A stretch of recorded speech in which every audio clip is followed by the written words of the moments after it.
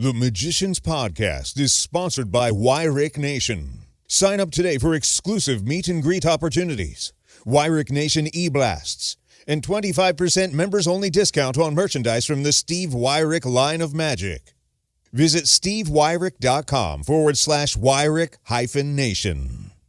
The Magicians Podcast is brought to you in proud association with the Magic Circle, Alakazam Magic, and Gigio. And people who expect a simple secret, where you can whisper in your, this is how it's done, will always be disappointed. And are not good magicians, because they really don't see the point. And when they say, well, there must be simpler ways of doing it, well, please show it to me. Yeah. Hey, yo, it's my life, my time, my rights, my rhymes, my grind, my struggle, hustle, sweat in my blood too. I'm ready to smell fear, I smell a lot. My competitors fled scared, cause they smelled I was hot. I want it all, excess, the sex, much success, stress us. I want it all, no less. Come on. On the eve of his 90th birthday, David Berglas takes to my hot seat here on the Magicians Podcast.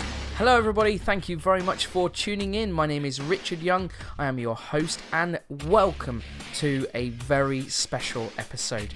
The 30th of July 2016, that's tomorrow, is the 90th birthday of David Berglas. And he has agreed to sit down with me on the eve of his birthday to discuss his incredible career in, I hope, a fantastic amount of detail, which you will find entertaining, enthralling, and ultimately inspirational. This guy has been there and done it all, and regardless of whether you are a big fan of David's or perhaps you're a younger magician who really only knows him for the Berglas Effect, well, this episode is for you. I think we've got something for everybody, regardless of your knowledge of David's career. By the end of this episode, you will know a great deal more about him, and most importantly, what made him so special when he was performing all around the world. I have to thank a few people a great deal for helping me with the preparation for this week's episode. It's been an enormous task to go through all of David's work and really pick the things which I felt would be of interest to our wide audience here, and hopefully also find some stuff which hasn't been covered before. So I need to thank James Friedman. I need to thank Richard Wiseman. Richard Wiseman, incidentally, is my guest here on the podcast next week, so make sure you tune in for that. James has been a friend of David for a long, long time, and a friend of mine, and really helped point me in the right direction with regards to great questions to ask him. Richard Wiseman has recently put together a website all about David's career and his entire life. You can look at it yourself. It's davidberglas.wordpress.com. It's an incredible resource. If you're interested to find out more about this guy afterwards, then that's the place to go. I went and met David Berglas at his home in Barnet. We sat in the back garden on a beautiful summer's day and talked about all of his incredible achievements. This is a long episode. It's a very, very special episode. It reminds me a great deal of the one that we had with Paul Daniels last year, and I hope this one inspires you just as much as that one did. Here we go then. Sit back, relax, and enjoy over 90 minutes in the company of the 90-year-old legend, David Berglas.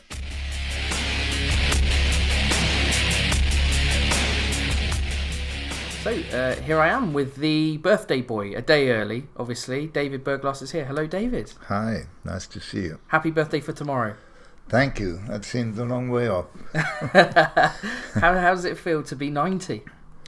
Am I 90? Unless yes. I've got my dates wrong, yeah. No, I think you're right, but the thing inside of me, I still feel 25. And, really? It's a very deceptive thing to think 25, look in the mirror and see 90. It's a bit of a shock.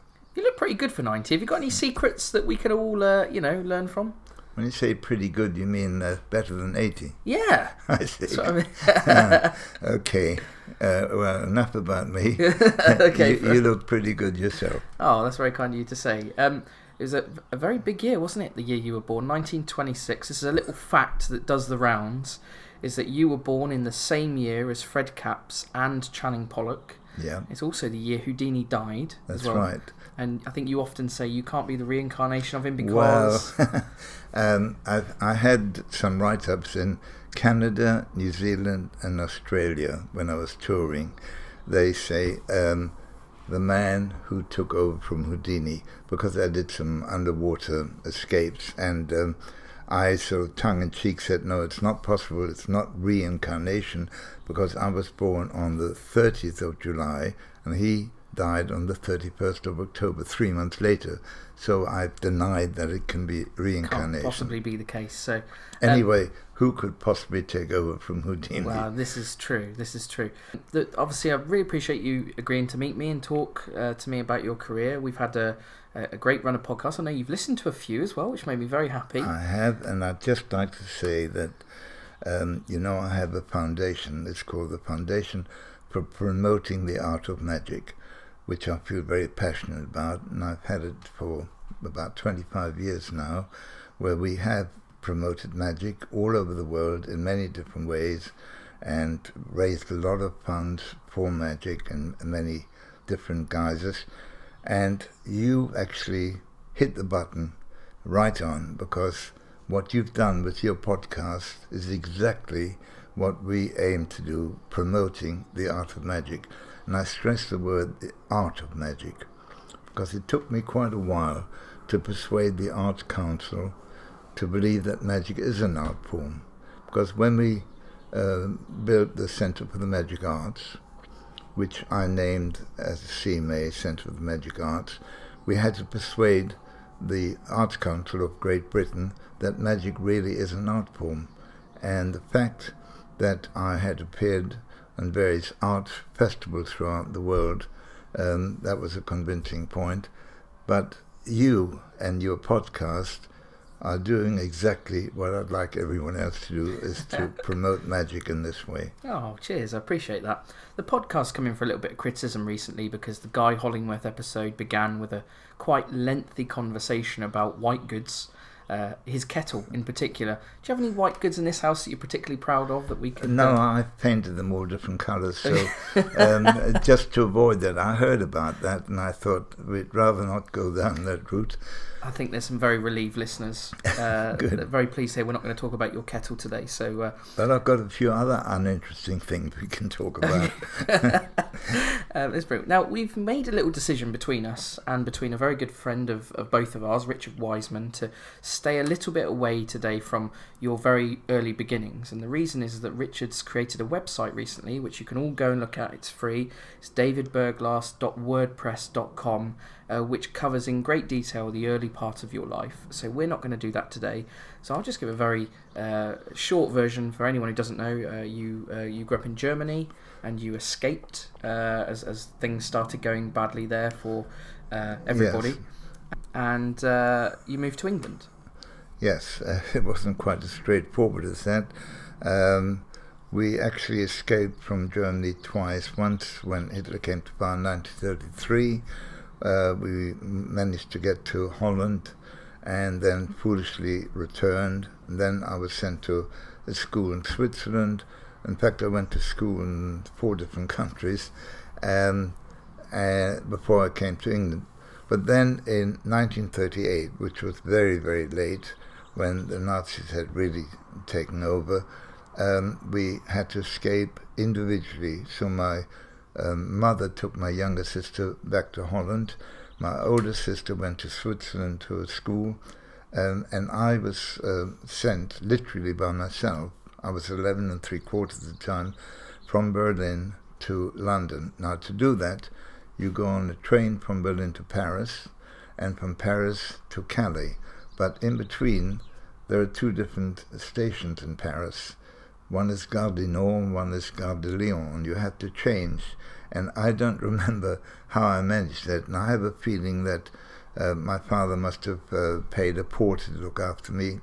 But I remember then going on the train to Calais, and from Calais catching a ferry to Dover, and then another train to Victoria, and then finally I was met by a friend of my father's, a business friend, who then took me to a co-education boarding school in Surrey. Yeah.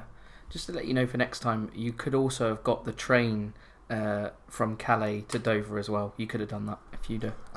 Yeah. Not then. No, no. No. That was my attempt at a gag No, there. It fell badly flat, to I'm be honest. afraid that was many years before we had the tunnel.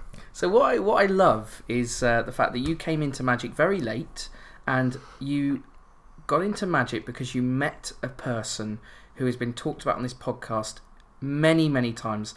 I never met the guy, but I'm very fond of some of the stories. And that was that you met Ken Brook That's right. in an unusual set of circumstances. Yes. And he introduced you to magic. Absolutely. Can you please share that story? Yes. I spent a year and a half in the American Army, and when I came back to England, I went up to Bradford in Yorkshire to a technical college to learn about textiles, because that's my family business. And there I organized a rag day. That's students have these days to collect money for charity, the chosen charity. And I decided that it would be rather nice if about 20 of us got dressed as cowboys and Indians. And we managed to make our own costumes up to a point, but I still needed some headdresses and gun holsters and so on. So I was looking for a shop that hired costumes. And there was one little shop in Bradford which sold magic and a joke shop, gags, as well as hiring out costumes. And originally it was called the Baroni House of Magic. Later on became the Milan House of Magic, was a man called Alan Milan had bought it. And the person working behind the counter was Ken Brook. I hired the costumes, didn't get to know him then. When I brought the costumes back, for some reason, for some unknown reason, my name went onto a list of people who were interested in magic. And suddenly I received an invitation to the Bradford Magical Society. Well, I was rather bored with my studies at the college, so I went along just out of curiosity. And there was Ken Brook doing a sort of dealer's demonstration. There was quite a few magicians, maybe 25, 30 magicians. He even asked them all to do a trick each. I panicked, but I did know a very corny mathematical card trick, which I did. And after they'd all left, I introduced myself to Ken. I said, look, I'm not really a magician, but I was curious to come along, expecting him to tell me off. But instead, he started selling me all the most expensive props, which mostly didn't work, but I was very gullible, and I bought them, and I still have them to this day. You said you've kept some of them, particularly the dart trick. Yes. Can you share the story of the dart trick, because it is brilliant. This is a brilliant dealer story. This is. Well, the trick was called spin a dart, and what you got was a stand with a circular disc on it which you could spin, and there was some rubber band around it, and you were supposed to have a card chosen, then shuffled back in the pack. Then any 6 cards were given to you which were put under the rubber band. And the idea was that the spectator could throw a dart at this board whilst it's spinning. And the dart would then stick in the card that had been chosen, which didn't quite work like that because, well, I'll tell you the rest of the story before I tell you the secret. Of course, every time I threw a dart at it, it bounced back and probably nearly hit me in the face because it was made out of hardwood, which was sprayed a bright blue, and the more I threw the darts, the more they bounced out. So I had the idea of putting a cork board on top of the disc, and I just joined the Magic Circle. This is 1948, and I painted the Magic Circle logo on this card, on this cork board, and then, of course, the darts would stick in. And the secret was that there was a little clip behind the board which held 6 pre-arranged cards, which you could palm off and put onto a shuffle deck, and then ask the person to give you the first 6 cards, which you would stick under the elastic band. Now, when the dart was thrown, if you were lucky, it would hit the actual card that was chosen, because that was a force card, and every second card was a force card. But if it was the wrong card, you would say to the person, now you can choose, do you want the card on the left or the right of where the the both darts, of which were the force card too. of course. Yes. And it sounded very natural, and then there would be surprise. And then you could show that the other cards were different, weren't the force cards. So it was a good trick, but very badly produced. Classic. Nothing's changed really, has it? Let's be honest with the dealers. That's No. a brilliant story. So you obviously, that's how you got into magic. But was Ken always part of your learning process? Would you go back Not to? at all. I can absolutely say that Ken never taught me anything, never coached me in anything. In fact, I showed him a few things later on that I was using my axe, which surprised him because I have a different way of thinking. It wasn't the traditional magic. And we just became good friends. I brought him to London for the first time ever, which got him very excited. And many years later, I introduced him to a man called Harry Stanley, that ran a magic studio called the Unique Magic Studios, and Ken started working for him for a long time.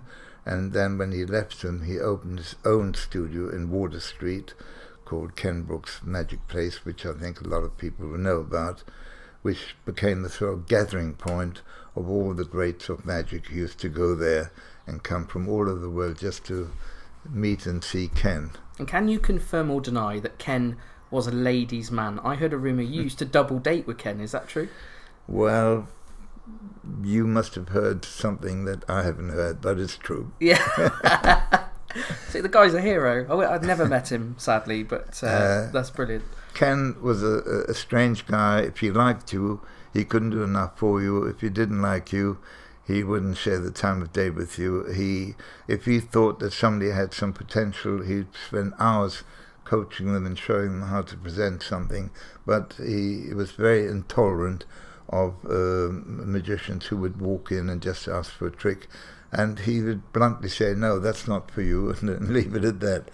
But yes, he did like the ladies, and there's no denying that. Yeah. Shortly after you discovered magic and it became a bit more serious to you, you moved to South Africa for a year. That's a year later, because when I really got interested in magic, I became fanatic about it. I was really passionate, so I went to a different magic club every night, literally. There's Magic Circle on Monday night, Zodiac Society on Tuesday night. Yes, in those days they did meet on Tuesday. I know they meet Wednesdays now. Yep. Wednesday night was the Unique Magicians Club in Soho. Thursday was the Institute of Magicians in Vauxhall near the Victoria Station, and Friday was the Lundside of Magicians, and they still meet on a Friday to this day. And on a Saturday, I'd probably go to a variety show somewhere to see another magician. So I was steeped in magic at that time.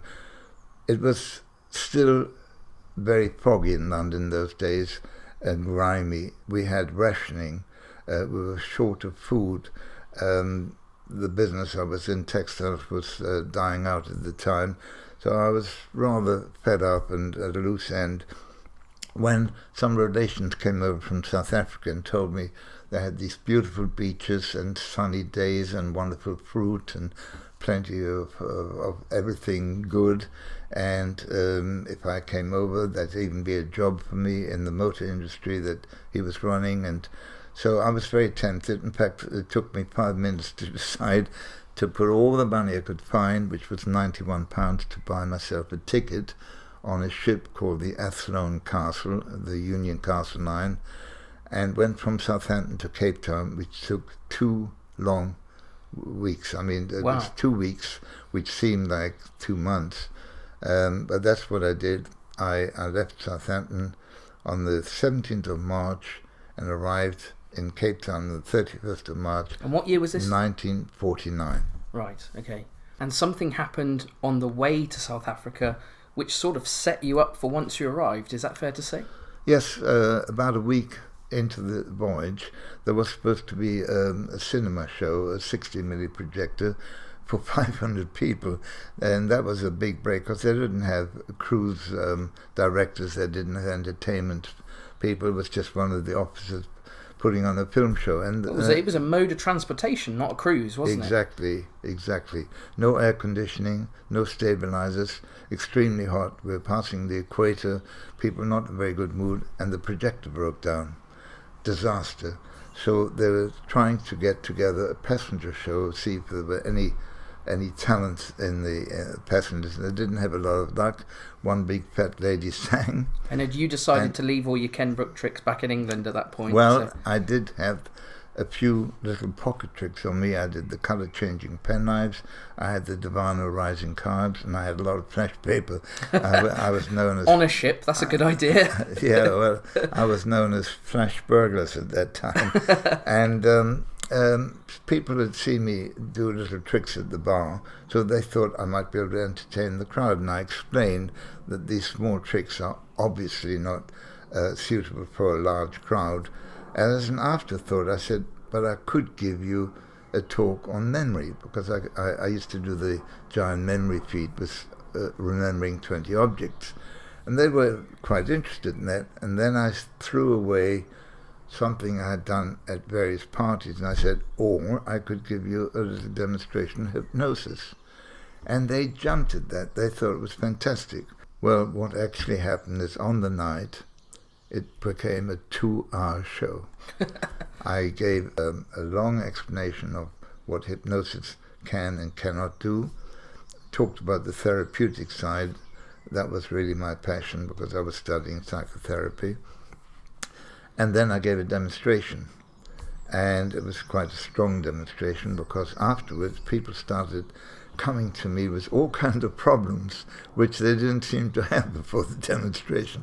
You know, suddenly a ship full of healthy people all seemed to have an ailment. So they asked if I could treat them, and I was a bit reluctant at first and said, only if you get a signed letter from the doctor saying that you would be safe for you to be treated with some kind of psychotherapy. And then they approached the purser, who gave me a very nice cabin, which happened to be free, a big double cabin on an upper deck. So instead of being in my little cabin full of oil smells and moving around without the stabilizers, I had a wonderful cabin with 2 real windows. Free upgrade, brilliant. Absolutely. And the purser said, you can stay in it if you want. So, as you said, I was upgraded, and people came to see me, and I charged a small amount to treat them, including a lady that was brought to me who had been in a terrible state. She was walking with one crutch under one arm and a stick, and she was all bent over and double, and she was in a black dress and her hair all tousled, no makeup. And some ladies brought it to me and said, could you help? And I said, absolutely not.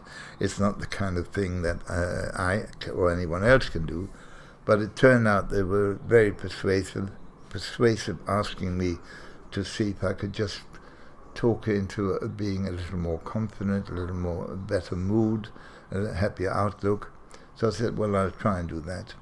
But during the hypnosis, I managed to get her to sit up straight and found out that the story behind it wasn't a real illness. It was a self-induced illness, that she had been taken for a long walk by a boyfriend, and she came back with a backache and her legs ached. So she stayed in bed and said, I can't get out of bed. And she stayed for many months and got herself in a very low state and didn't feed herself properly. And a doctor had actually told her she only had a few months to live. So she decided to go to South Africa to stay with a sister that she had there, to spend the last few months of her life. Well, it so happened that through the hypnosis and her attitude and her belief in herself, she straightened up, and I then would take her for a walk around the deck early in the morning, because she was very self-conscious. She didn't want people to see her. And then I did something I perhaps wouldn't have done these days, but I dramatically broke the crutch over the side of the rails and threw it into the sea, said, you'll never need that again. And we walked around the deck haltingly, with her holding on to me with one hand and the stick with the other.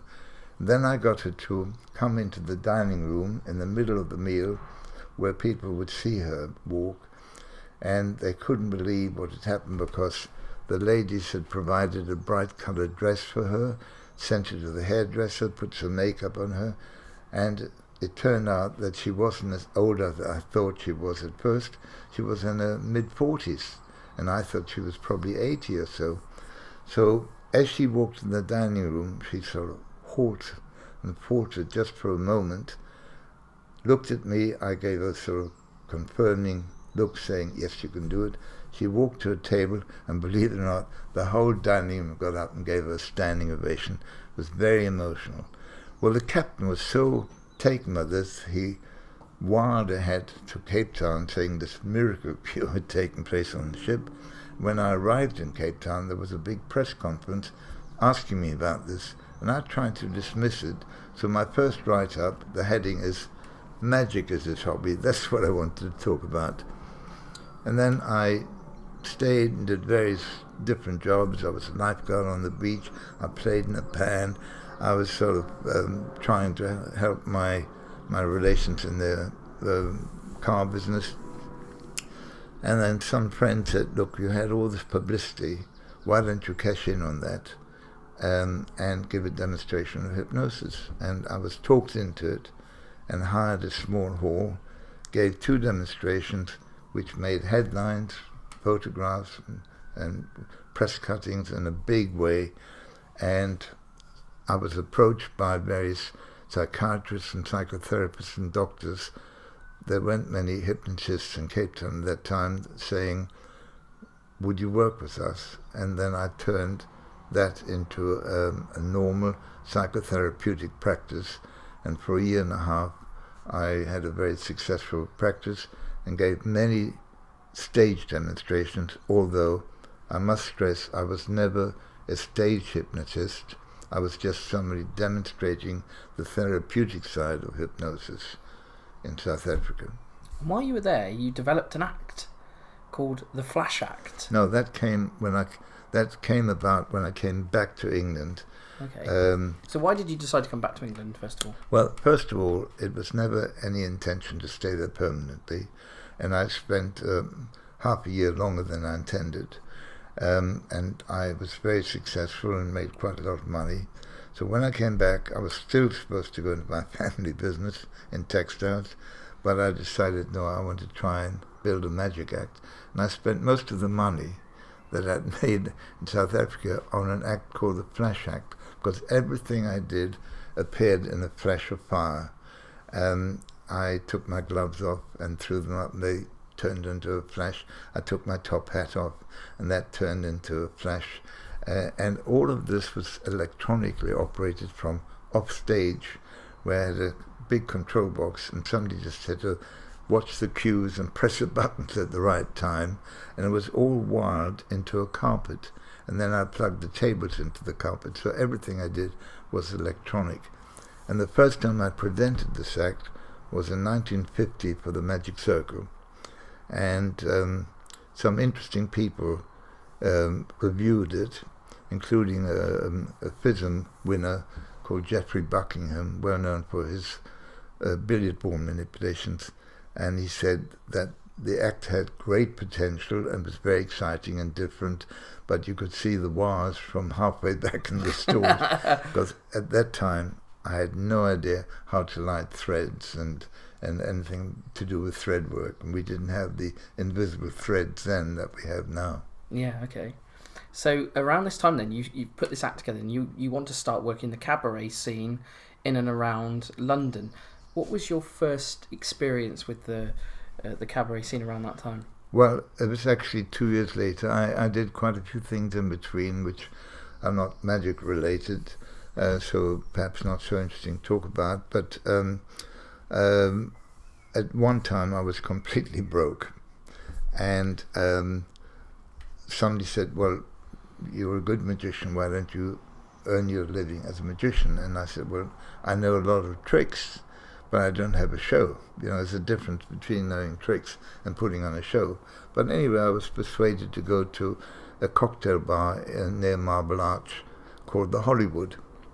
And I did my act, which was at that time mostly cigarette manipulation and the usual things of vanishing canes and so on. And when I finished, and a book test, by the way, when I finished, the owner came over to me and said, well, you're very good, but this is a noisy place, and you patter, you speak all the time, so I don't think it's suitable for us. And I was walking out rather depressed. I didn't really expect to get the job, but I was walking out depressed when the pianist, a black guy called Vic Evans, who later on I worked with in the variety shows, but I didn't know him at the time, was an act called Harriet and Evans, and the Harriet was the father of Ainsley Harriet, the television cook. chef, yeah, that's right. But Vic Evans was his partner. I didn't know him. He came over to me, said, "Don't be despondent. I think that's a terrific act. If you go over to a place called the Stork Club, they have auditions on a Sunday night. You might just get there in time." Well, this was about 11:30 at night. I didn't really want to go, but he persuaded me. And there were 12 acts on before me, so I was the 13th act, and 13 has always been a lucky number for me.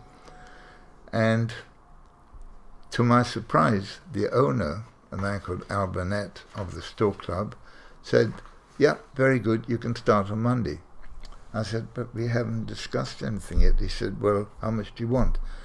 Well, at that time, I had been earning £15 a week. It sounds ridiculous now, but that was a normal sort of wage. I was doing a 9 to 6 job in the city. And I was out of a job, so I thought, well, if I can get £15 would be wonderful. So I said £18. He laughed and said, £10 and you can start Monday. I said, no. I said, can you make it 15? He said, no, we'll make it 10 and you start Monday. I said, well, let's split the difference, £12.50, and I will start Monday. He said, no, you'll start on Monday, £10. He said, this is a West End, it'll be a good showcase for you. So I did start, and at the end of the week, I had done really well. By the way, a lot of celebrities came in, people like Elizabeth Taylor and her husband at that time, Mike Todd, and a few other well-known celebrities, which was really good for me. When he paid me in old money, it was £8.17 because he had deducted... So he shortchanged you? Yeah, he deducted expenses. I did the drink and newspaper. He used to Coca-Cola every night, which he charged me for. He charged me for 3 coffees that I'd had during the week. He charged me for the laundry of the tablecloths I'd used. So I thought to myself, right, one day I'll get my own back on this man, and I did. And I'll tell you quickly how. Of course, after that, I went into show business in a big way, in nightclubs and then variety theatres. And I was appearing in a place near Piccadilly called the Pigalle. And in fact, it's a very big showcase. Channing Pollock appeared there as well many years later. And I was getting really good money. I was getting something like £175 a week, which was really good money in those days. And this is about 5 years after I'd appeared at the Stork Club. So somebody came over because they were owned by the same company, and I had just finished my act at the Pigalle, which, believe it or not, was a dove act, but not the Channing Pollock type. Was dove net and dove baskets and dove boxes, that kind of thing. Yeah, I was the first one to do that in London. And they said, we've just come from the Stork Club, an act has fallen out, would you be able to double? Because I was on 11:30 at the Pigalle, and the nightclub, the Stork Room, wasn't until 1 a.m. Now the man who'd come over as a messenger didn't know the story that I'd appeared before, and he said, are you able to do it? And I thought, yes, I can easily double. I said, how much is he, and how much does Al Burnett intend to pay? He said, well, I don't know, probably what you got the last time. Now, he didn't know the story. So I said, do you mean per word or per minute? And he didn't know what I was talking about. I was saying every word I utter, I get £8.76, or every minute. Now, he said, I don't know, I'll go back. And of course, he asked Al Burnett, and he laughed. He remembered what happened. And I finished up doubling, getting the same amount, £175, in both places. So I was getting my own back for that rather nasty trick he played in 1952. And there's a funny story of when you left the Stork Club and you went to Celebrity, is that right? Yes, there's a very... I love this story because this shows you, the businessman, in great detail here. I like this story. It was a few weeks later. I said, this will never happen to me again. And I planned all this, but I'll tell you the scenario without telling you what I planned. I went to this Celebrity restaurant where they had a bar, and a big band for dancing and, hostess. It was a very formal place just off Bond Street. And I sat at the bar and absent-mindedly did some tricks, as if to myself, with little objects like the cocktail sticks and the glasses that were standing there. And the barman watched me, and of course this was all intended, and he got intrigued, and I started showing him some tricks. Particularly, I did a trick called squash, where you have a little whiskey glass full of whiskey, and you squash it between your hands, and it's disappeared, and then you can pull it from behind his ear or from under his jacket. Can you share the method with this? 'Cause yes. It's a terrific method. Well, it was a dealer's item. It's a little rubber golf ball that fits on top of a little shot glass. It's a small whiskey glass.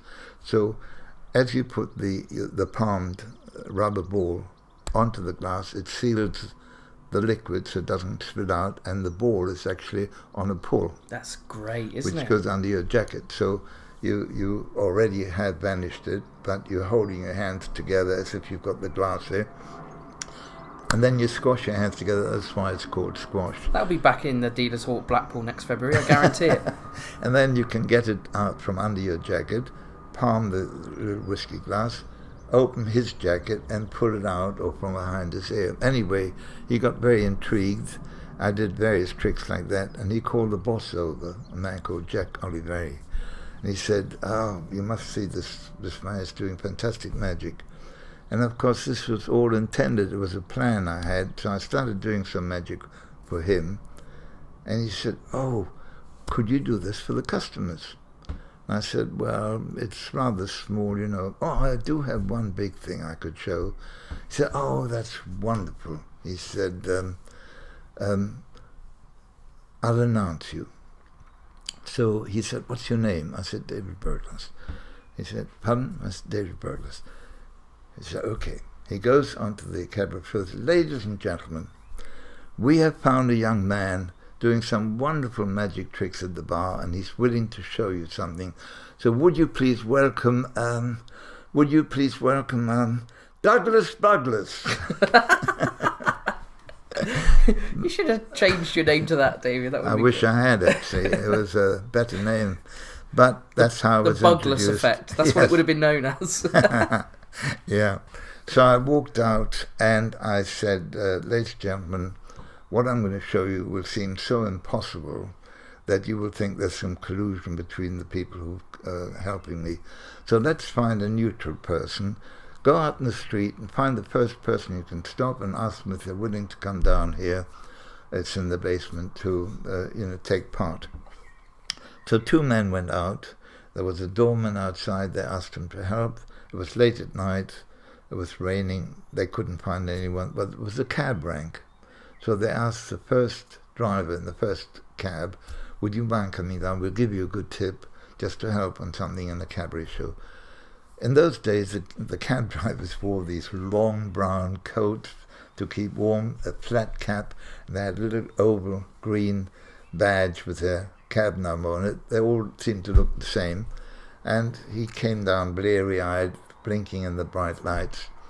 And I said, "Look, over there are some newspapers. Just choose one, take out a double sheet, and hold it up." So the two men that were going to help held up the double sheet, and I had the spotlight on, and I got the cab driver to take a pin, and I said, "Stand behind the newspaper, make a circular movement with your hand and the pin, and in fact you can close your eyes if you want," which he did, and then stab the pin into the newspaper somewhere, which he did. And then I said, "Where the pin has penetrated must be either on a word or near a word. Would you call that out? And I had given out an envelope beforehand, a big envelope, and they opened it up, and I had predicted the word that he would pin. Wow. So wow was the reaction I got from the audience and the owner of the place. A lot of applause. The cab driver was thanked. He went back upstairs. I believe he got a good tip. And the owner said to me, as planned, we'd love to book you for cabaret, because in those days it was very hard to get cabaret artists. It was soon after the war, and there weren't that many artists around. I said, well, I have a very good job, and this is just a hobby. And at the time you didn't have a job, right? I didn't have a job. I didn't have a penny. So he said, well, how much do you want? And I held my breath and I said, £40. And that was a lot of money. He said, really, that is expensive, but you are so good. Yes, we'll pay £40 a week. Brilliant. And then he said, will you do that trick every night? I said, no, I've got other things. Because now I can tell you, that was all set up. Even the doorman was in on it. What, the cab driver was your friend? He wasn't a friend exactly, but I knew a lot of cab drivers. Because I was a night person, and I used to sit in cafes with the night. And when I first started in television work, they were my audience. I used to discuss anything I had done on television with the cab drivers, either before or afterwards. They would criticize and say, yeah, that was good, but you should have done this or that. And I used them literally as sounding boards. Hang on a minute. You said that the guy closed his eyes and span his hand in the air and then stabbed it. How did you... Well done. You picked that up. Well, what happens is that, first of all, there was a little mark on that paper. Of course, it was a forced paper and a forced page. That wasn't very hard to do. And where the word was a little black mark from the back.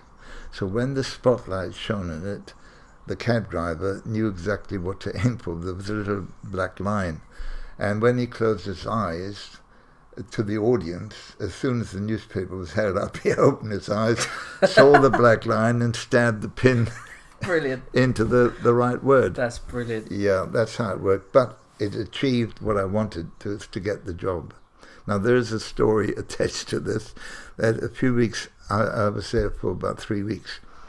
In the second week, the owner came up to me and said, David, you're doing a wonderful job, and I used to entertain some of his better customers at the tables. We didn't have the word close-up in those days. We didn't call it close-up. It was just pocket magic or table magic. And he said, you're doing a great job. We're very happy with you, but you've conned me a little bit, haven't you? And I said, what do you mean? He said, well, I spoke to Al Burnett, that's the owner of the Store Club, and he told me he only paid you £10. I said, absolutely not. He did not pay me £10. He said, but he told me he did.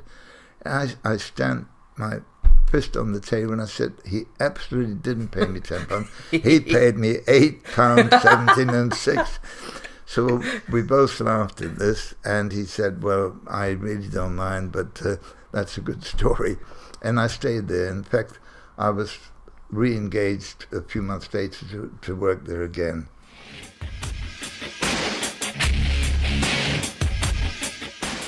The Magicians Podcast brought to you in association with the Magic Circle, the world's premier magical society. Are you ready to join the world's most exclusive magic club? Visit themagiccircle.co.uk to find out more. Gigi-O, free for 30 days. Be a pro, get Gigi-O. Yeah. Gigi-O, my friends, is a web-based software designed for professional and semi-professional entertainers anywhere in the world. It will save you hours in the office every single week by generating PDF contracts and invoices, by tracking your payments, and even updating the diary on your phone automatically. If you visit the website right now, gigio.co.uk, you can read what all the top professionals who use it say about it and take a free 30-day trial. There is a brand new feature on Gigio which I absolutely love. If you have clients who you know organise annual events, you can now schedule an email to be sent to them at the right time each year to make sure you get that repeat booking. The website is gigio.co.uk. Gigio is spelled Giggio.co.uk. Whether you're new to magic or a seasoned professional, Alakazam Magic are here to help. Alakazam have been supplying magic to magicians for well over 20 years. Not only do we carry all the latest and greatest magic tricks, books and DVDs, but we also manufacture one of the finest ranges of magic tricks in the world. The Alakazam name is synonymous with great customer service, educated advice and honesty. So if you're shopping for new magic, make sure you check out our website www.alakazam.co.uk or pay a visit to our fully stocked shop.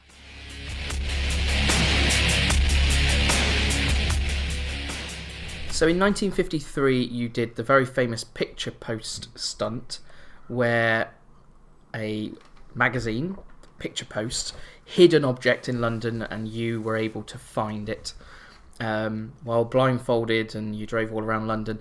It's been talked about quite a lot. What I find very interesting about it is you said it didn't really, although it got you national press coverage and many people thought it was going to make you as such a star, you've told me privately it didn't kind of make a huge difference to your career.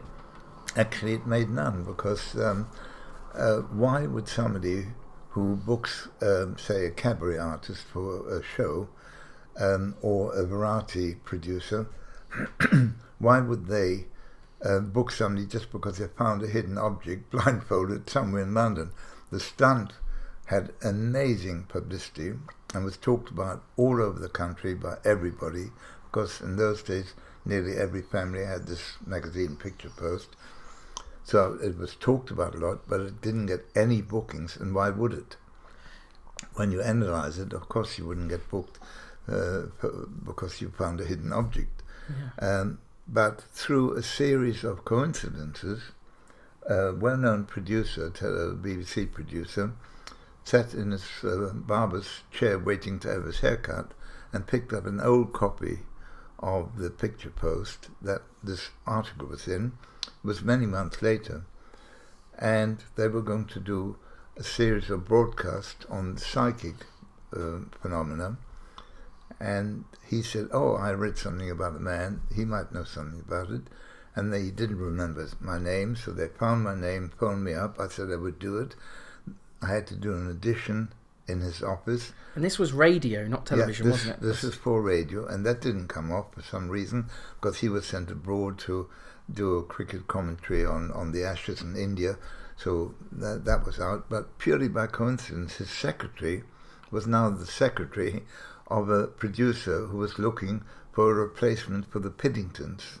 Yes. Who had a contract for about 2 or 2.5 years before that. They were still under contract to do this big radio series they'd been planning for a long time. So there was a gap, and it's the secretary who remembered that I had seen the other man who was now in India, and mentioned that to the producer, a man called Bill Worsley, who asked me to come in to do an audition, which I did, and I got the series.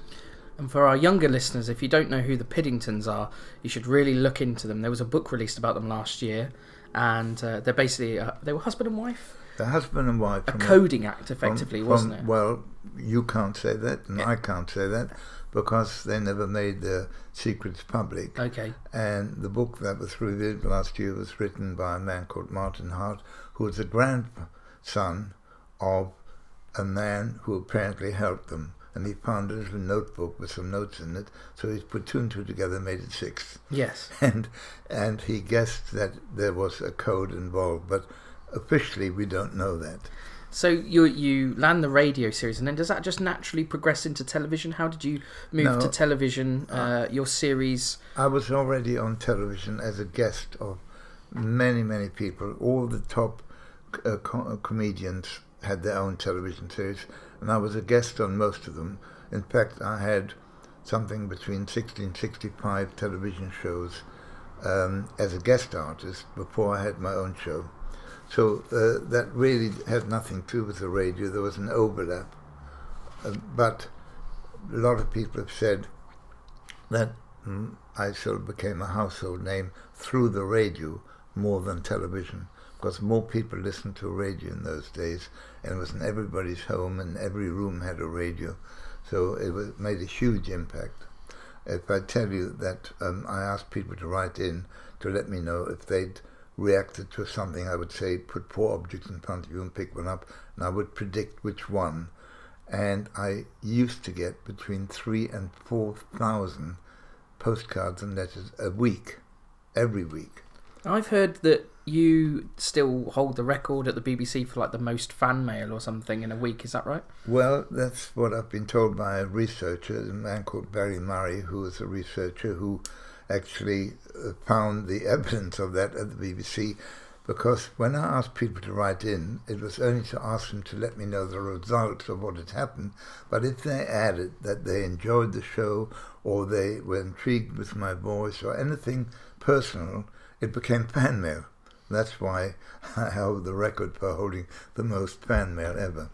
On this podcast series over the last couple of years, we've had many stories shared of how magicians landed their own TV series. And I think, because I've already heard this story, this is what you are about to hear is the best story ever of how a magician landed a TV series. You want to tell us about the man who visited the magic circle?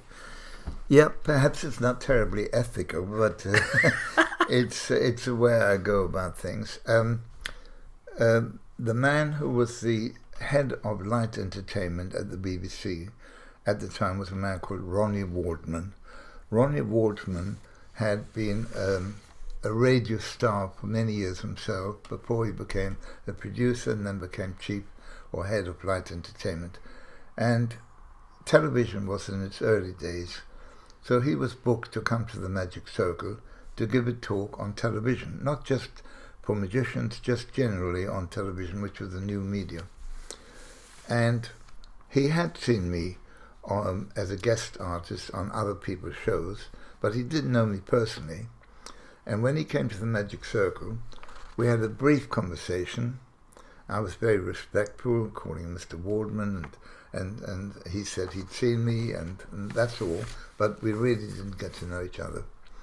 And then I had the cheek to phone his secretary the next day and said, I was with Ronnie last night, not Mr. Waldman. I said, I was with Ronnie last night, who wants to see me about something. I don't know what it's about, but I'm afraid I can't make this week.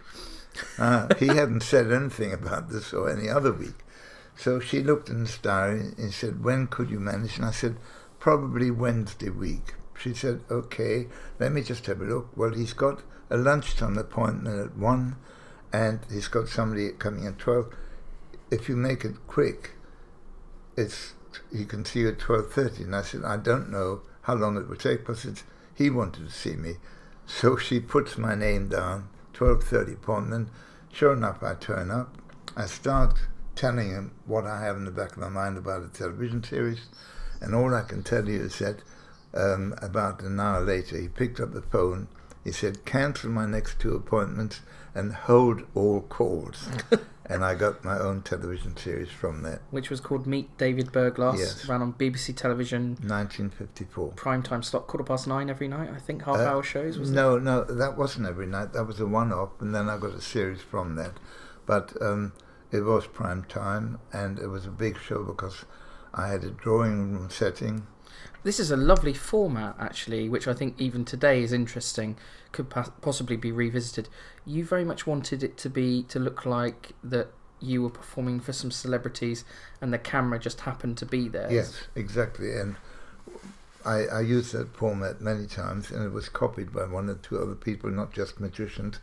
But then I had another series in 1985-86 called The Mind of David Berglas. Which was on Channel 4. Yes, that was the first Channel 4 series, and again I used the same format, but they built me a huge set which had a sort of minstrel gallery and a dining room and a drawing room, and it was a very elaborate set, which actually got a design award. I didn't get the award, but the set got the award, and I had celebrities come in and I'm entertaining them, and the camera just happens to be there watching us. Yeah.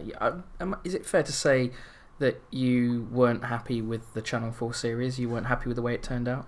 Well, the only reason I wasn't happy is because it was originally planned to be shot in London, but the producer, a man called Royston Mayo, was promoted to be head of Timetease Television, and he gave me an alternative. He said, you can either wait for 2 or 3 years for me to come back to London, and we can do the show then, or come up to Newcastle.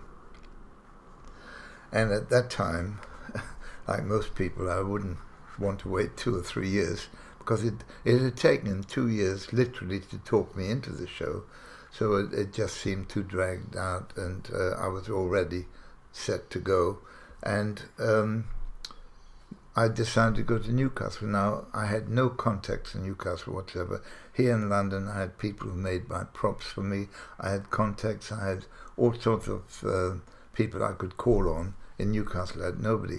So I had to travel up every week for a rehearsal and travel back again, either by train or flying. And it was very exhausting. And then to persuade top celebrities to come up to Newcastle is really difficult. It's hard enough to get them into a London studio.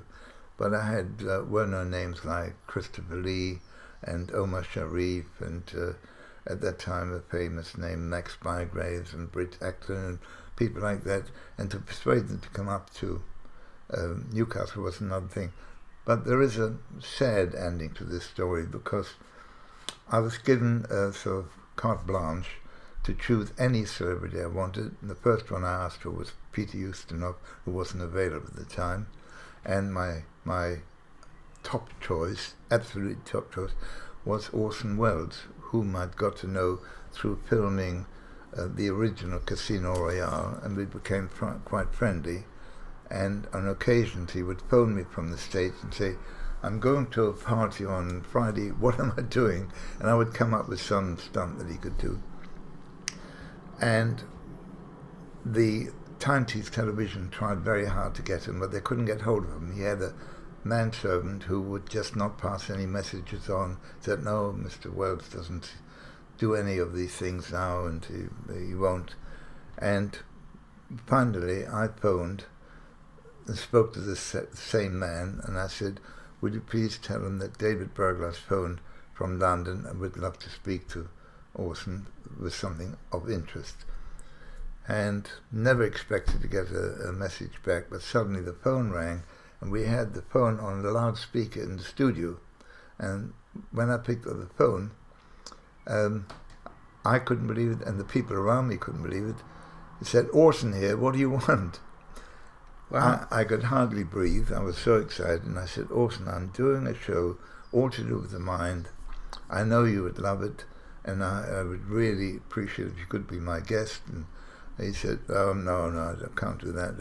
And he said, when is it? And I gave him a date, and he said, no, I'm busy then. And I was expecting that, and he said, but I could do, and he gave me an alternative date.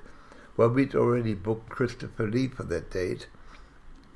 So the producer phoned Christopher Lee's office and said, can we possibly delay it? And they were very happy about it, because Christopher Lee at that time had just had a heart attack, and he was driving in a car in Denmark somewhere, and they were quite happy to have 2 extra weeks for him to recover. So he'd already accepted, so he took 2 weeks later, and Orson accepted it. And we were just absolutely beyond ourselves. And then unfortunately, a couple of weeks later, Orson died. So, oh my goodness. So as David Britland said in the book, he said that would have been an exceptional show. You know, it was a very sad thing that he died, and it was extremely sad for me that he had accepted the show and then couldn't be on it. I hope you don't mind if we just jump to something. You've jogged my memory on something, David, and you mentioned Orson Welles, and he did appear on One Magician's TV special many years ago, and that's David Copperfield's TV special. And you have an interesting agreement in place with David Copperfield about your table effect. Yes. Can you tell us a little bit about what your agreement is with David? So I don't know what's confidential, what's not. It's not confidential at all. It's David saw my table levitation, on television, and by accident I'd met David before, and he asked me whether I could teach him that routine. And at the time I couldn't go to the stage, but David was doing a tour of Germany, so after we had agreed on a contract, I went to travel with him in Germany, and went through the routine. And of course the contract stated that it was exclusive for David. In fact, he performed it word for word and move for move as I did, and we got very friendly, and I just was in awe of him because I saw what he can do to an audience. Sometimes he kept an audience waiting for a half an hour, 45 minutes before he came on the stage, and they were booing and hissing and stamping their feet. Imagine somebody's been to work and went home to change, and they're sitting there in expensive tickets, and as soon as he walked on the stage, they were cheering, and they loved every second he was on stage, and he commanded the audience, whatever size theatre. I must say I was so impressed with his methods of working, his presentation, his looking for details, and the music he put as background. It wasn't done, just, let's play this or do that. They had a whole library of music that goes through over and over again just to get the music right. He's a fantastic professional perfectionist. Let's talk about some of your effects, some of your more famous effects, and some little gems which I've also found, which I'd love you to talk to us about. The first one is an effect which you did, one of your big stunts, where you stopped time, supposedly, in Piccadilly Circus. Yes. Can you tell us a bit about that stunt? Well, it's not easy to say it quickly, but it was based on a program which ran for many years on the radio and then on television. It was called In Town Tonight. And they had this very special music and background noises. It was Piccadilly Circus. There used to be a little old lady, a flower seller, calling out in a distinctive voice, "Violets, lovely violets, violets, get your violets here." And newspaper sellers, the Evening Standard, and all the noises of taxi horn hooting and traffic and bustle and hustle. And then a man's voice would shout, "Stop!" And everything went completely quiet, and the introduction would be, "Once again, we stop the mighty roar of London's traffic to introduce you to some of the most interesting people in town tonight." And then it would be a guest show, first on the radio, as I said, then on television, where they would have interesting people to interview. And at the end of the show, a voice would say, "Carry on, London," and you'd go back to the sound effects. And I decided to try and re-act this on a live television show. And without going to details, that when the voice shouted, "Stop," it was a live transmission and everything stopped. We had a camera. There used to be a big store overlooking Piccadilly Circus called D.H. Evans, which is now a Virgin record store, I think. A camera on the roof with a commentator saying, "Now somewhere in that busy scene down in Piccadilly is David Berglas. We know he's going to do something special, we don't know what." And then the program started, but instead of a film, it was live. And when the voice started, "Stop," the traffic stopped, pedestrians stopped. There was a person on a bicycle, just still like a statue, a lady walking a dog with one leg cocked up. There were buses and taxis and stopped, and even the neon lights of the advertising signs that are in Piccadilly Circus had all stopped for a few seconds, and then I said, "Carry on, London," and they showed a close-up of me, and the lights came on again, the traffic flowed, the pedestrians continued walking. And then the commentator said, "Well, we're live, I can assure you that wasn't a film, and We don't know how it happened. So I'm a magician, and everyone listening to this is a magician, and I think it's fair to say there really is pretty much only one way that could work. How much planning went into that? Well, like most of my stunts, the planning takes many months, and the idea was triggered off by my working in variety shows. One of the acts were two girls and a man called the Hello Trio. They came from Austria, and they were a bicycle act. And whilst he was riding the bicycle round and round the stage, they would balance on his shoulders and sideways and all kinds of things, and he did a handstand. It was a very good act, but one of the things he did, which was very impressive, he went up to the microphone on the bike and suddenly stopped dead, and it was you couldn't see him wobble. He was absolutely still. And that's just one of the ideas that I got. The other one was a dog act, where again this dog performed on stage, and suddenly she told him to freeze, and he had one leg up, and it was just amazing. And the combination of those thoughts triggered me off to say, now if I can do that on a live scenario in Piccadilly Circus.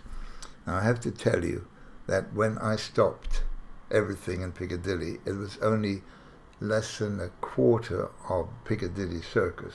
The rest was moving as normal. I happened to know a couple of bus drivers. I knew some taxi drivers. I knew some private people in cars. And believe me, if a bus stops in front of you, you've no choice but to stop behind it, whether you're in it or not. So I got the combination of the lady walking the dog, the bicycle balancing. The hardest part was getting one section of the light to go at that moment. It's too complicated to give you the background story, but there was only a certain part that the camera could pick up, which made it look like all of Piccadilly had stopped. Right, I see. But the publicity, of course, said he'd stopped the traffic in Piccadilly. I just had this vision of a young Marvin walking into the road, stopping traffic or something. Maybe it was before his time. Yes, it was much before his time. Another favourite story. You were bemused that I picked this as an effect that we should talk about today, Yes. but I think magicians love this kind of thing, and I certainly love the story. It was the pear in the bottle story. Now, listeners, I believe this is just, as long as you have David's permission, this is just waiting for someone else to do something similar to this and to make a name for themselves with something similar. We're all here about Dynamo putting a phone in a bottle.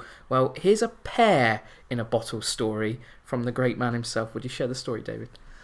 Yeah, just to make it clear, the pear is a fruit, not two. Yes, yeah. One pear. Yeah.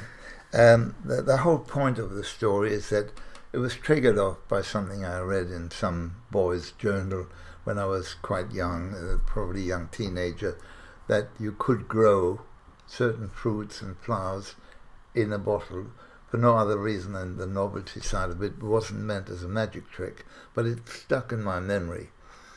So if you take a bottle, like a milk bottle, a fairly large opening, and put it over a twig which has a bud on it where a pear is going to grow, you tie it to the tree. Because of it being a light bottle, the sunshine can get into it and develop it very well. In fact, I think it develops even better because of the concentration of being inside the bottle. And therefore you can grow any fruit that grows on a tree can be grown inside a bottle. But of course it takes time and planning. So right here where you're looking at my garden now, Yeah. I had some pear trees, I still have, and we had maybe a dozen bottles tied to the trees. And the pear in the bottle is only as good as a presentation.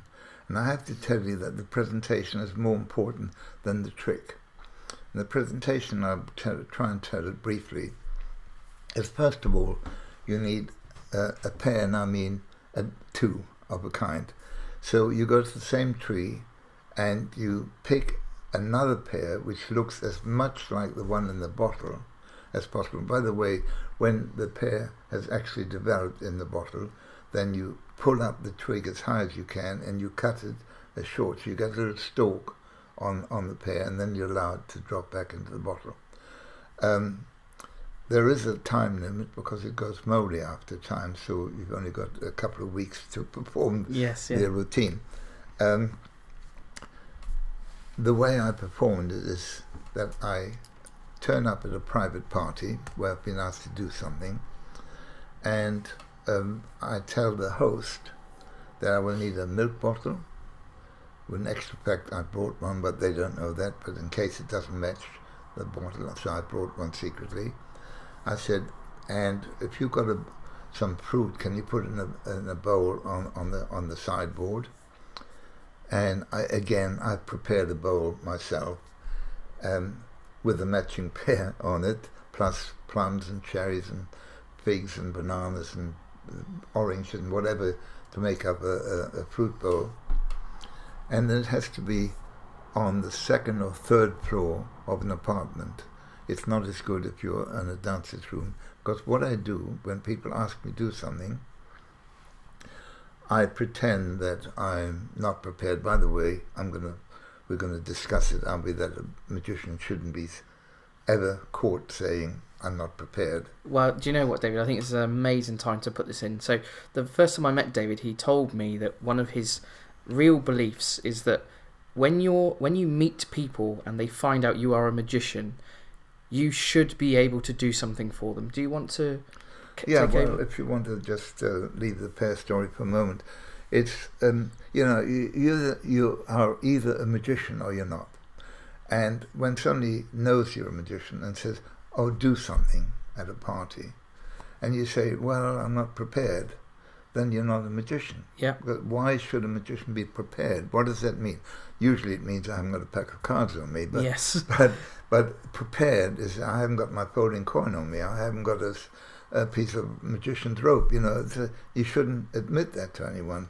Even if you take a piece of rope, it should be like it's been lying there. It shouldn't be something you've brought along. There are different kinds of magicians. There's the amateur magician who's very keen, and he's entitled to say, "I'm not prepared," because that's not his job.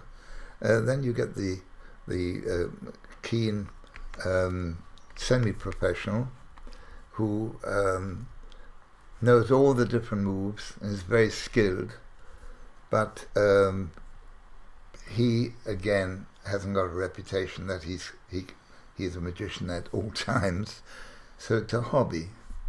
And then you get professional who's not interested in being challenged any time. He does his act and he doesn't worry what you think of him off stage. He does his act very professionally, and he probably doesn't know too many close-up tricks. He does a stage or a cabaret act, right?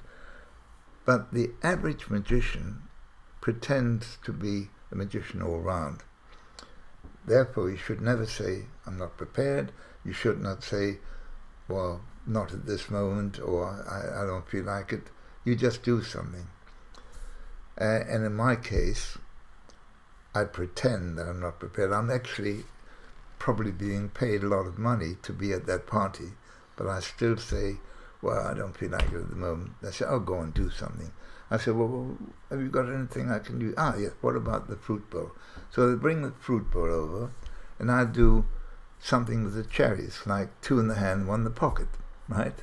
I do something with a plum, I do something with an orange. And you'd be getting them to choose the fruit, I remember you said to me. Well, not at first. At first, I might just pick up, as I said, cherries or something, and do some sleight of hand, something. Then I get them to choose 3 pieces of fruit and put them in front of me.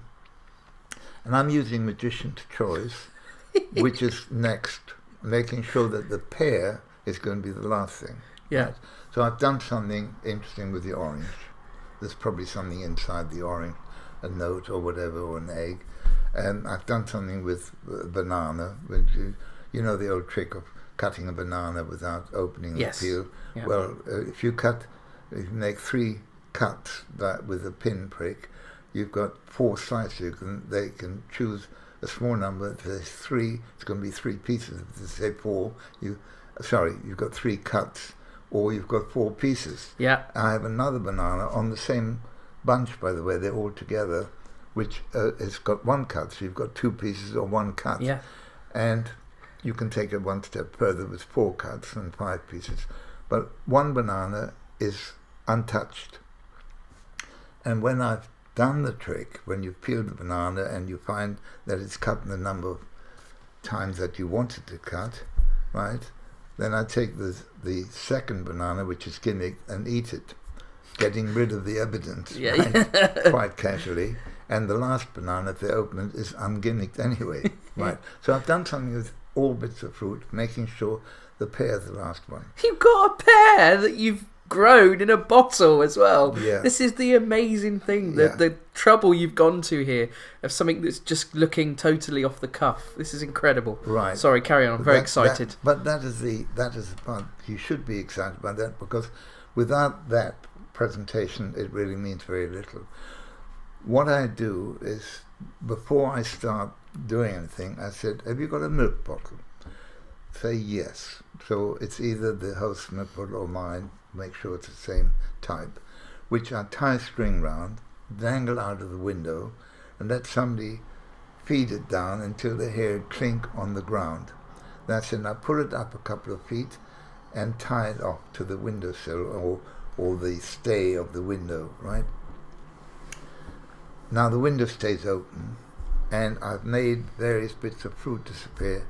I say, and for my finale, the pear that you've chosen, I want you to have a good look at it. And they look at it, and they notice the marks on it, sometimes the little black marks, and they notice it and the shape of it, right? I said, just remember the shape, and I'm going to make that disappear.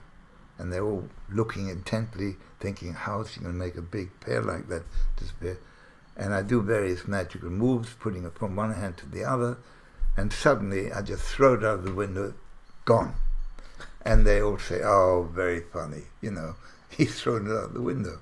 I said, no, seriously. I said, I'll make it disappear. I've done more than that. Do you remember the milk bottle that's hanging outside? You're holding the string, aren't you? Just, can you feel the weight? And they say, yes. Pull it in, slowly. And they pull the milk bottle in, and inside the milk bottle is the actual pear that they've just chosen. That's just brilliant. Because it matches the other one. And please tell me that is a young Marvin down on the street changing the milk bottle over. That's what I want to hear. Again, it wasn't a young Marvin, but it was another young man. It was the accomplice has to do 2 things. First of all, when I lower the milk bottle the first time, I actually have got the pear in the bottle on a piece of string already tied to the outside window, which is I do when the host is not in the room. My bottle, that I lower down in full view, I drop the string. Oh, okay. When I throw the pear out, right, I actually throw it out, my secret assistant, which wasn't a young Marvin at those days, has to clear up the mess where the pears landed to get rid of that trace, and also collect the bottle that's empty with a string, which is on the ground. Yeah. Now, when I give somebody the string to hold, they can feel there's weight on it. This is the bottle that's got the pear in it. So when they pull that in, there's the bottle. Now, in case anybody goes out to see if I had thrown the pear out, hopefully there won't be a stain. Brilliant. To find. You're right, that could have never been a young Marvin down there doing the manual labour. He'd have got Bruce to do it, wouldn't he? That's what he'd have done. Yeah, I suppose. Let's talk about your most famous effect, the Berglas Effect. Any card at any number. And what I really want to get into a bit with this, because I think this is so incredibly important, is your belief and the way you talk about how it's about what the audience remember. That's what you're focused on with a lot of your magic. I think that should be every magician's aim. Is just to sidestep that, I never mind if people don't remember what I did. I do want them to remember me. So I've heard people talk to each other and say, I saw this man doing this incredible thing, and they say, oh, it was absolutely fantastic. And the other person might say, what did you do? I can't remember that, but the man. And people remember me as a performer, not so much what I did. That's the important part. And the presentation of the so-called Berglas Effect. By the way, that was named in the early 50s, I think, or 60s, by John Reichenbaumer, who wrote a book called At the Table. And it wasn't my creation. It was already well talked about by magicians at trying to work out a method that it could be done. Basically, it's any card at any number. But apparently, and I say apparently, I don't touch the cards. And that has intrigued magicians everywhere. And they come up with ridiculous results, like at the table they mentioned maybe he has 26 decks of cards secretly hidden somewhere, which is ridiculous. I've done this it's described very well by Peter Warlock in an aeroplane flying back from Holland, and he's holding a deck of cards, and I get him to mention a card and a number, and it's there. And it's been described by numerous other well-known magicians. The difference between the Berglas Effect and any card at any number is that it appears to the spectators, whether it's one or a theatre pool, that I never touch the cards. And that is my aim. That is how it's presented, and that's how people remember it. Whether I do touch the cards or not, it really is unimportant.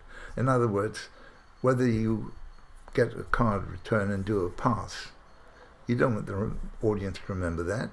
They won't remember that you even held the card or that you touched it. It's the same sort of thing. You do it on an offbeat. You've done your pass, you've palmed the card, or whatever you've done, it's not with the knowledge of the audience. Now, the fact that it fools magicians is just perfect misdirection of some kind. Psychological misdirection, timing, presentation. It's the way I breathe, the way I sit, the way I look, what I do, what I say to prepare you for it, or to unprepare you for it, so that I get you on an offbeat. I make you think of something completely different. And then when I start presenting it, I make innocent remarks like, now you see that deck of cards which has been on the table all this time? I say that. Not every time, but I say it. That deck hasn't been there all the time. But people say yes. In other words, I've just persuaded them that deck's been there all the time. I've already done my work. Now that isn't the explanation of the Berglas Effect, because I wrote a whole book on it. And the people who are really into magic and presentation love the book and say they've got a tremendous amount out of it. Their whole way of thinking has changed. Their whole way of presenting their magic, not just card magic, has changed, which is nice for me to hear. It's really rewarding that my work's gone into a print where the right person can get the right benefit from it. But then you get most of them who open the book, look at the contents, find the Berglas Effect, open that book, and when they do, I've said, why did you open the book at this page? You haven't read the beginning yet. It won't do you any good reading this. You've got to read it from the beginning. And they look very shamefacedly, all they're there by themselves in the room, and they go back to the beginning. And people who expect a simple secret, where you can whisper in your, this is how it's done, will always be disappointed. And are not good magicians, because they really don't see the point. And when they say, well, there must be simpler ways of doing it, well, please show it to me. All my life, from Ken Brook onwards, Ken used to ask me, David, why do you go to so much trouble to achieve that one effect? And I said, because I haven't found a shortcut yet. When I do, I'll use a shortcut. I'll give you an example. The drink in the newspaper. When I do a drink in the newspaper, the traditional way, the folded newspaper, the drink goes in, I unfold it, open it up, it's gone. I turn it upside down, still not there. I count through the pages, not there. I then give out outside 2 pages to somebody. I give out the next 2 pages to somebody. I'm left with 2 pages. I tear them into half. I give you a choice. I take the last page, tear it in half, half again, take the pieces, turn them upside down, pour the drink back, right? Now, What? That's what I did for years in my act, exactly as I just explained to you. Now, that means destroying the paper that's holding the gimmick. And Ken Brook was the first one to say to me, "Why do you do that? I do the drink in newspaper." They said, "I use the same paper throughout the week, Right. or 2 weeks." Yeah. That's where the trouble comes. It takes me ages to gimmick up a newspaper, and even the opening, so my fingers can find the opening easily, I put little matchsticks with the sellotape just so I can find the opening. It takes ages, right? And I destroy it in my performance. And when I do a show twice nightly, I've got to prepare 2 papers for every night of the week. That's the difference between going to a lot of trouble just to achieve one effect, rather than saying, well, I can use it again. Ken even laughed at me because he came in my dressing room when I appeared at the Bradford and Lambert for the first time, and he came to see me. And he laughed because I had a whole string of shirts hanging up, 6 or 7 shirts, dress shirts.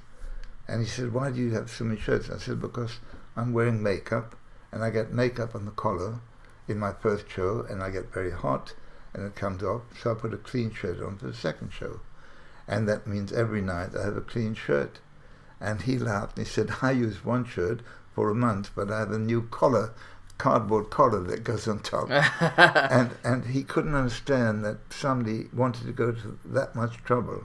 But that's how it worked all my life. Yeah. And I'm just giving you 2 very simple examples, like the shirt and the drink and newspaper.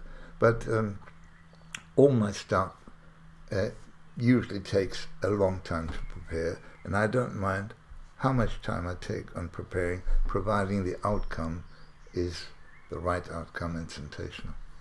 In the 80s and 90s, you were president of the Magic Circle. So I was. I'd forgotten that. You were.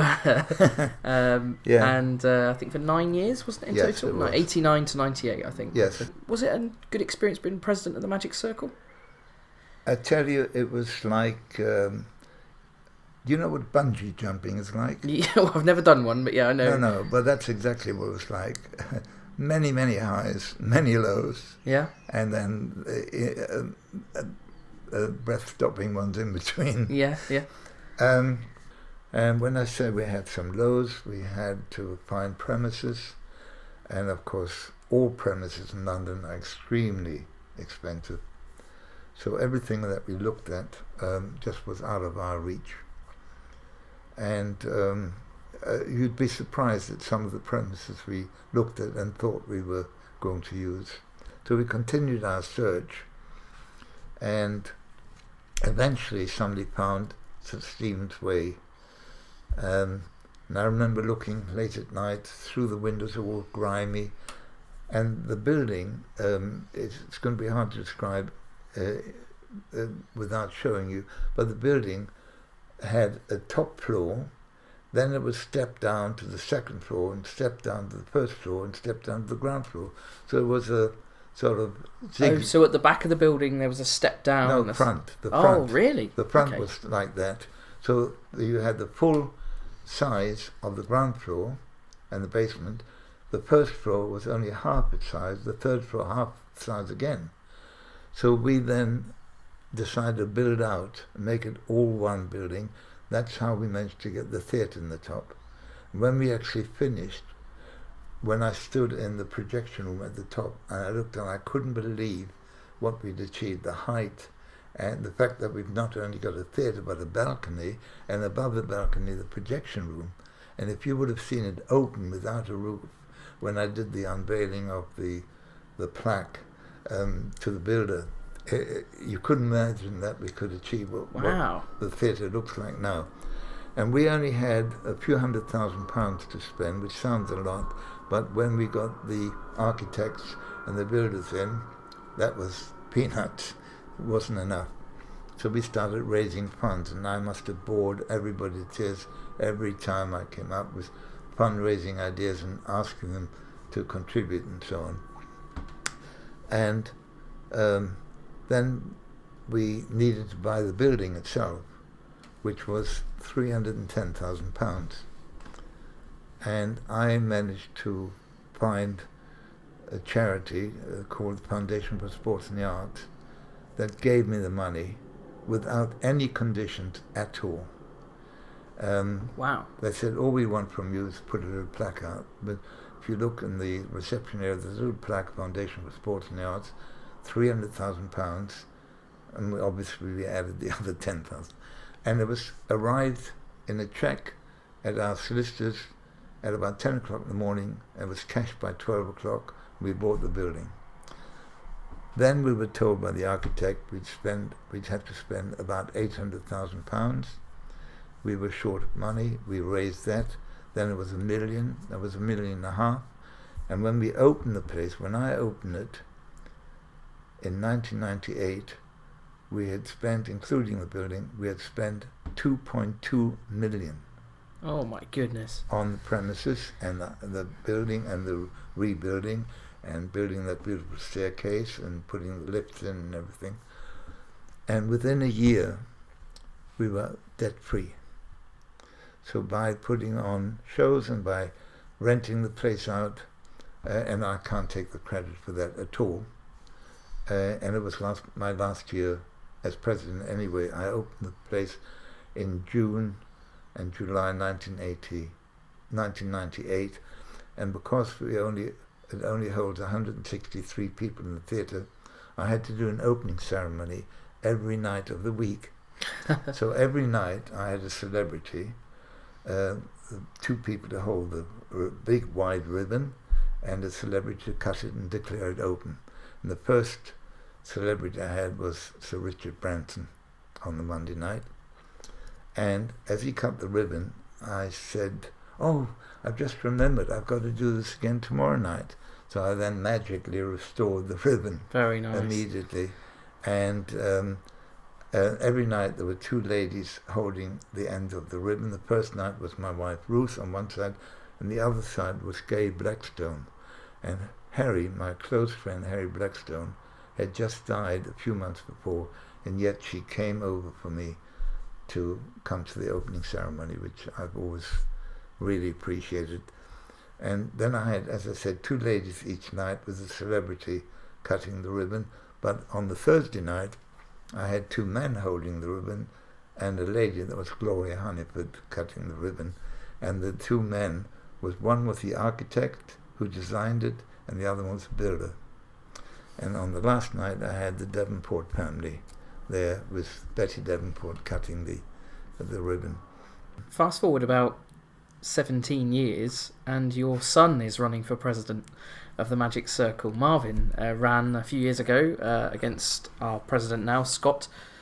Did you want him to run for president? I'm taking a long time to give you an answer because I don't know. Of course, it would be wonderful for him to be president as a follow-up and to keep it in the family. And I know he would do a fantastic job because he's built up an enormous business worldwide. He's now in 65 different countries and hugely successful and has a very good head on his shoulders. He knows what he's doing, much more than I could have ever claimed his business sense. I have no credit in that whatsoever.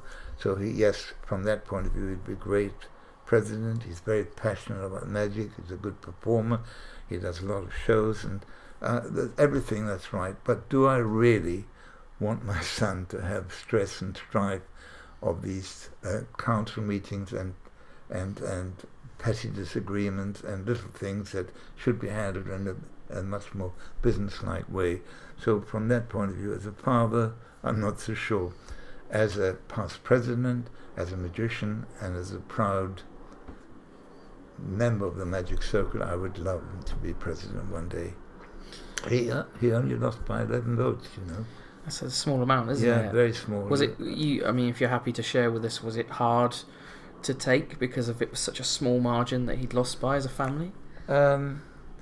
You know, we weren't expecting either way. It could have been a large number of votes he lost by, or small, didn't make. If you lose by one vote, you've lost it, right? So the in a race, the second person doesn't get a prize and doesn't get mentioned in the record books. He didn't try very hard. He didn't promote himself too hard. You know, it was just he just let it happen, and so happened that he lost by a very small minority. You think he'll run again one day? I honestly don't know. It's entirely up to him, and obviously I would support him in every possible way, and I hope that the members would support him if he does run, but it is entirely up to him. Sure. So David, as we sit here today on the eve of your 90th birthday, I think it would be understandable if at this point in your life you would look back on your career and your life and wonder how you are likely to be remembered by the magic world and historians. Have you ever given any thoughts on how would you like to be remembered? You know, I've never actually given a thought about how I would like to be remembered. Well, I suppose I do, in the back of my mind, have an idea of what I'd like people to remember, but really I should ask you, as a representative of the magic world, how do you think I would be remembered? Well, that's really interesting, actually. That's a nice idea to ask me. Well, I think, having gone through the process of a lot of research for this interview and having met you today and seen some of your scrapbooks and things, that you'll be remembered in a similar vein as Di Vernon and Houdini and that level of characters that I never met, and with Houdini even many, many generations before my generation never met, but we remember them because their work stands up to the test of time, really. So I think you're in that vein. So if I'm right, and I am because I'm a broadcast journalist, can I ask you how does that make you feel, hearing that you're in that kind of you're in good company? Well, the best thing you said just now is that you're always right. So yeah. If you're right, that's very nice. I really appreciate that. I think it's a bit of an exaggeration because Houdini's made a reputation par excellence. You know, he's in the dictionary. To do Houdini is to escape from something. People say it without even knowing who he was. And of course, in the magic world, Di Vernon has a fantastic reputation, probably exaggerated in some ways, and maybe that's how people will remember me, because most of these stories always add something every time somebody tells it. Well, I think it's amazing because we began this interview and we mentioned how you were born the same year as Houdini, and for some reason we've ended up here at the end talking about Houdini as well. So I am going to end this interview with the question that I ask everybody, because I'm interested to know your answer. What do you think is the biggest problem with magic today, and how can it be fixed if you have a solution? Well, you may not like my answer because I don't think there is a problem. It's a strange way of asking me, what do you think is the biggest problem? Because that means you think there is a problem, and a lot of people think there's a problem, and the problem is only created in magicians' minds because perhaps we don't have the sort of sensational performance that we've had when I was younger. We had a lot of stage illusions that had very colourful props and lots of assistants and special music and lighting and so on. We don't have that so much now. So I don't think there's a problem, it's just a change in direction. And as long as people don't lose faith, I can assure you that in my nearly 90 years, people have always said magic is dying, things are negative, and then it comes up again and it blooms like a flower. I think magic has always been on a high, providing it's presented in the sort of way that any performer that you've ever seen that you've admired, it's been their presentation rather than what they actually did. And that is how I would like to see magic continue. Good presentation, good personality, a little bit of charm, warmth, personality. The audience has got to love you, not like you, they've got to love you. The minute you walk on, they're going to look to see what you look like, what you sound like. If they like what they see, you can present anything, and that's how magic works. If you communicate with the audience, you're on a winner. That's a Terrific answer. That's my favourite answer to that question yet, I think. Thank you so much. David, thank you so much sincerely for meeting me. Happy birthday, and I hope you have a great day tomorrow. And I think I speak on behalf of all the Magic World by wishing you a very happy 90th birthday. Thank you for the interview. Thank you so much.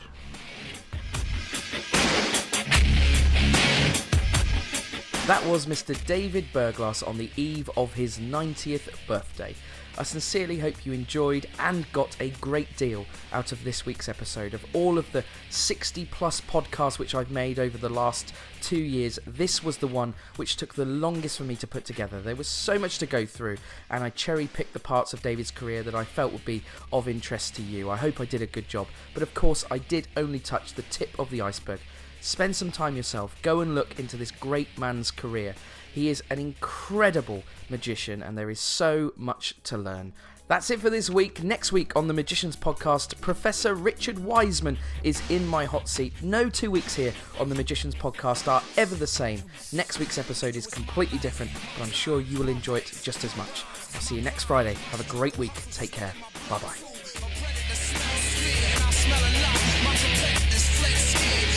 I was hot, I wanted